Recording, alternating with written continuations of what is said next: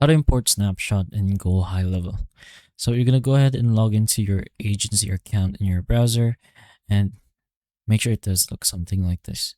Now, if you wanna import your Snapshot, you're gonna have access to a link or a shared link that you were given to in a new tab. So in some cases, we're just gonna go ahead and open up that link and something like this will open up. You can also copy and paste the link directly into the search bar of your preferred browser, or as long as you are logged in with your GoHighLevel in the same browser. But something like this will appear and it will just show this immediately. So for example, we paste the link again and enter it on this new tab and it's gonna load, but eventually it's gonna give out that import option.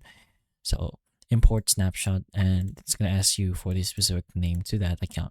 You can use a custom name if you want, but it's going to be set to default. But you can just go ahead and choose yes, import now. So again, just go ahead and open up the sub account you want to use and just find the client or the sub account where you want the snapshot.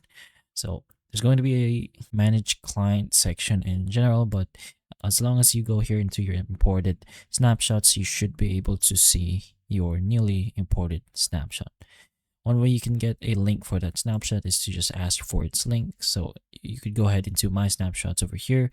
If you were the one who were to give this link, go to the triple dot button and just do share snapshot and get the link. You can get a permanent link, a one-time share link, email share link, agency restricted link, sub account, and marketplace share link. But that's pretty much one way you can import your snapshots and GoHighLevel. So hopefully this video does help. If it can, please like and subscribe for more videos like this, and that's all.